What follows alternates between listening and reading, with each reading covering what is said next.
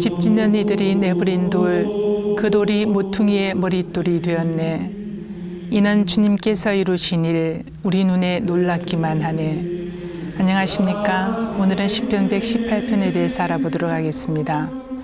118편은 개인 감사 시편에 속합니다.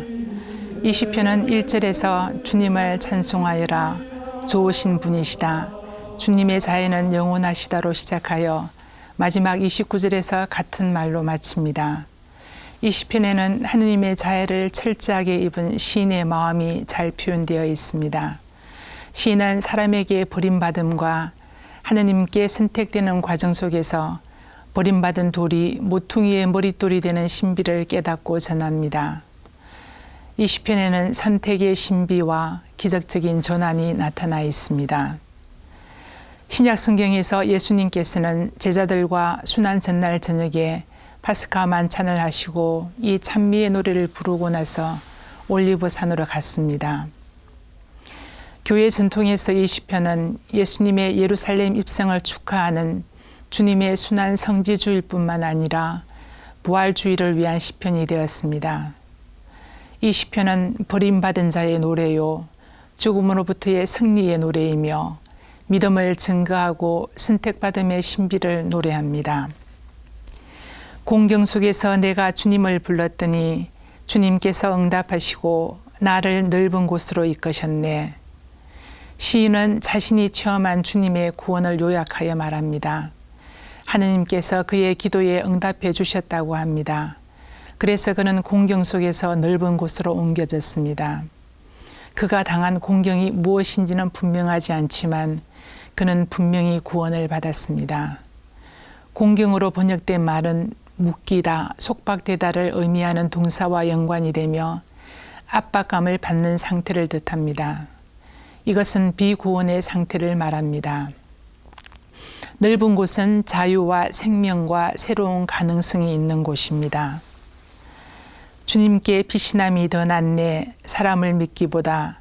주님께 피신함이 더 낫네, 제후들을 믿기보다. 8절에서 9절입니다. 이 절은 짤막한 지혜의 말씀입니다. 짧지만 큰 힘이 되는 교훈입니다. 시인은 자신의 개인적인 경험에 근거하여 공동체 전체에게 지혜를 줍니다. 여기에서 사람과 제후들은 높고 낮은 모든 사람을 가리킵니다. 제후들은 주님께 대비되는 인간적인 권세를 의미합니다. 사람들은 위기를 맞게 되면 힘 있는 사람을 의지하고 싶어 합니다. 주님께 피신한다는 것은 어려움 가운데서 주님을 의지하는 것입니다. 사람만을 믿는 것은 지혜롭지 못합니다. 사람을 의지하면 실망하기 마련이고 하느님을 의지하면 언제나 든든합니다. 나는 정녕 죽지 않고 살리라. 주님께서 하신 일을 선포하리라. 주님께서 나를 그토록 벌하셨어도 죽음에 내버리지는 않으셨네. 17절에서 18절입니다. 나는 정녕 죽지 않고 살리라는 말로 보아 시인은 죽음에 임박해 있습니다. 여기서 죽지 않고 산다는 것은 불멸이나 부활을 뜻하는 것이 아닙니다. 오히려 그는 살아서 인생을 의미 있게 산다는 뜻입니다. 그가 살아야 하는 이유는 주님이 그를 살려주신 은혜를 잊지 않고 그분이 하신 일을 선포하기 위해서입니다. 그의 삶의 목적은 하느님께서 하신 일을 다른 사람에게 증거하고 알리는 것입니다. 주님께서 나를 그토록 벌하셨다는 것은 자신의 고통을 주님의 벌로 생각하는 것입니다. 그는 이 주님의 벌을 교육적으로 받아들입니다. 집 짓는 이들이 내버린 돌, 그 돌이 모퉁이의 머릿돌이 되었네. 이는 주님께서 이루신 일, 우리 눈에 놀랍기만 하네. 22절에서 23절입니다. 내버린 돌이 모퉁이의 머릿돌이 되었다는 것은 건축자들이 버린 돌이 집 모퉁이의 머릿돌로 선택되었다는 비유입니다. 이는 쓸모없다고 생각되었던 돌이 결정적으로 중요한 자리에 쓰이게 되었다는 뜻입니다. 버려진 돌은 이스라엘 백성으로 생각될 수 있습니다. 이스라엘 백성은 다른 민족한테서 팽개쳐지고 모멸을 받았습니다. 머릿돌은 기초와 연관됩니다. 이 돌은 건물의 초석으로 건물의 모든 기초를 묶어줍니다. 이 돌이 빠지면 건물이 모두 내려앉습니다. 이 구절을 언어적으로 보면 시인은 사람들로부터 배척과 경멸과 박해를 받아 죽음에 던져졌지만 이제 구원되어 하느님의 손에서 귀하게 사용되게 되었습니다. 이는 주님께서 이루신 일은 이 사건이 사람의 일이 아니라 하느님의 일이라는 뜻입니다. 달리 말해 이 사건 속에서 주님의 초자연적인 개입을 경험하였음을 말합니다. 이는 시인의 구원과 신분 변화가 전적으로 하느님의 일이었음을 깨닫는 것입니다.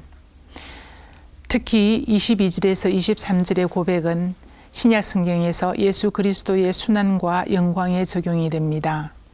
이 구절들은 부활 시기에 중요하게 사용되는 말씀이며 주님의 순환을 잊은 채 부활을 축하하지 않도록 경고합니다. 시편 118편은 주님의 선하심과 자애에 대한 감사의 찬양입니다. 시인은 자신이 구원받은 것에 대해 감사의 찬양을 드립니다. 그는 죽음에서 살아나서 그의 삶의 목적을 깨달았다고 합니다. 그는 죽지 않고 살아서 주님의 일을 선포하겠다고 고백합니다. 자신을 살려주신 하느님의 은혜를 잊지 않고 살아있는 동안 주님의 은혜를 세상에 증거하겠다고 합니다. 이 시편에서 세상 사람들이 버린 돌이 모퉁이의 머릿돌이 되었습니다. 이로써 이 시편은 버림받은 이로서의 주님을 찬양하게 합니다. 그러므로 우리는 세상에서 소외된 이와 가난한 이들을 사랑해야 합니다. 하느님께서는 이런 버림받은 자들을 사랑하시기 때문입니다. 예수님은 사람들에게는 버림받았으나 하느님께는 선택받으신 보배로운 산돌이십니다. 집 짓는 이들이 내버린 돌, 그 돌이 모퉁이의 머릿돌이 되었네.